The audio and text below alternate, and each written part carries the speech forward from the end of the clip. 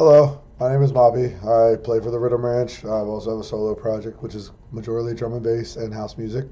I write bass music in general, but mostly like to write drum and bass and dubstep, rhythm also. And here today, I would like to try my first time at a project run through. Um, Here is a project that I've just started. It's literally got a few hours on it, and I'm going to start with how I built the song to begin. So I started this whole track in this section right here. Um, this little 32 bar section is where I started, and I all started with putting down this drum pattern, cutting it and chopping it to create a semi-different pattern from what this loop is, adding accents into it and rebouncing down into an audio file because my computer's a little slow, and a lot of times I need to rebounce all my audio files back in. So after I started this, I went around, looked for a top loop, ended up getting this. So that's my top loop right here, another loop, and there's the top loop that I used. Um, After I got this top loop, I started working on my accents and my snare accents. So I added this snare loop, the snare, and I also added these drum accents to give me a full range of movement with my track.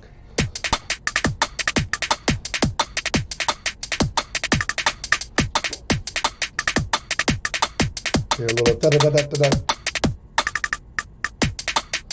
These little accents every once in a while, and it's not even on a true four, on a true one or two. They're actually like on half beats here. Some of it starts on a half beat. This starts on a third beat. This one starts on a half beat. This one starts on a half beat, or actually a quarter beat to be technical. Let's see. In this next section, we don't have any of those. We have one accent here, and I just kind of added accents where I thought they might be wanted. See, I have a double accent here. It adds this really cool. It just adds this really cool layering of percussion behind it that gives your song a lot of movement, a lot of depth, and a lot of feeling. So after I started writing down these percussions, then I said into my head, I was like, okay, what do I want to drive the song? So to drive the song, I have this serum right here, which is this really gritty, white noise infused, just in your face, like downshifting sub bass.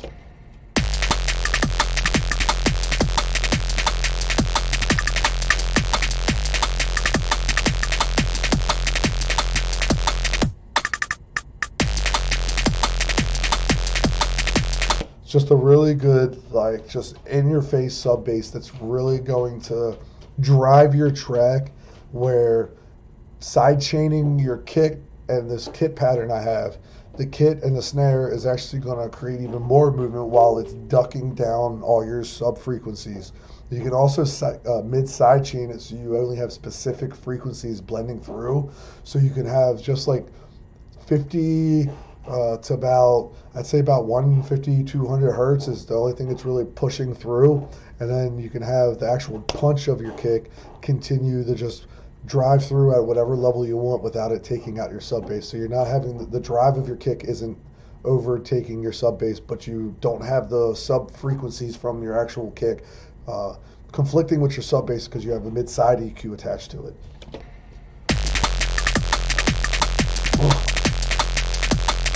So as I was building this, then I said, all right, this obviously isn't enough. It's the base of a good roller, but this isn't a track. There's no melody to it.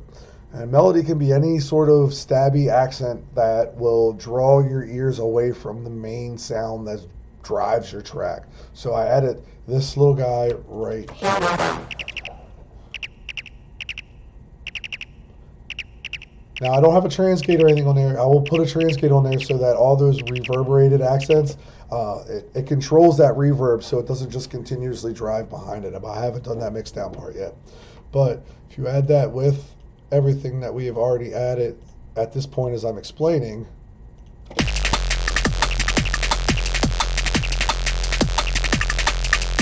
you got that movement from your kick, you got that sub bass driving a track, you got your breakdowns.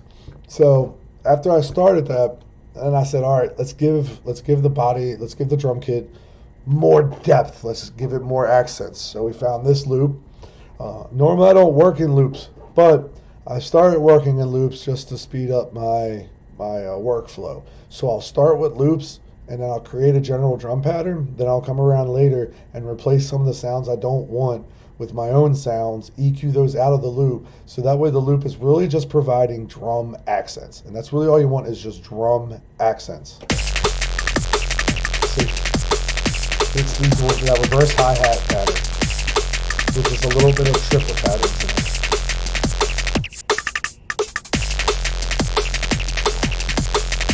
And if you hear it didn't change the body of the track.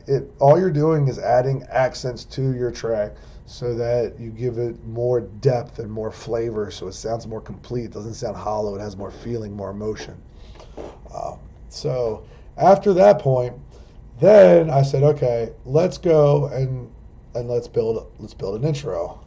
So we started. We just took that pattern. All right, and then I went and found a little arpeggio effect. There's your intro. Which, same thing, I will go back later with Serum, match this sound with the MIDI of this sound, and then put my own sound onto it. So that these are song starters. These aren't song makers or song starters. Gives you an idea of where you want to be, and then you can come back. There's the same thing, but pitch down an entire step from E down to F. E, oh my God. D. So, found that song starter, and I found this other song starter. Similar situation. I'm going to use this for now, but later I'm going to go in and I'm going to replace these sounds with my own sounds. Whatever layers are in the sound, like the little bass hits, the pads, everything is going to get replaced by my own sound, so that I was influenced by this loop, but I'm not going to use the loop, right? So that gives me my flavor.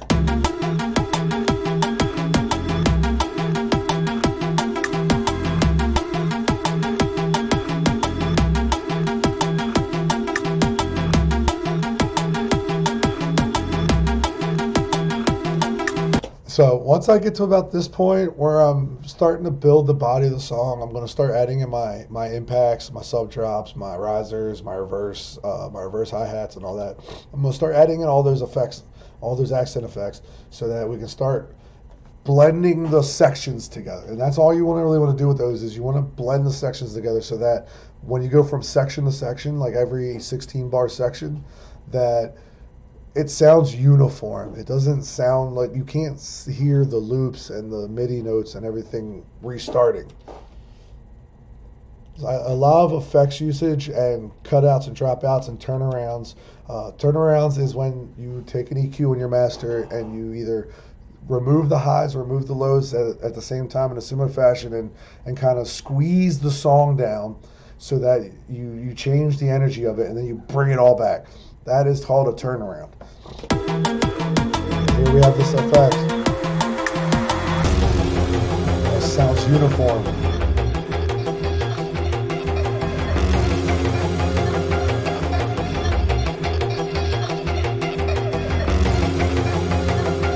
Oh, right here we just have this little stab. This is an accent on the one. Alright, so when I got to this point, I thought, all right, so now I need to do something to give it a melody, something other than just the single sounds and stabs and pads and atmosphere constantly looping until it drops. So I created this stab sound.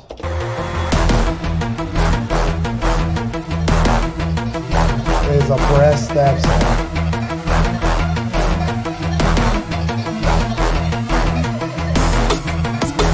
And we just start building our build up.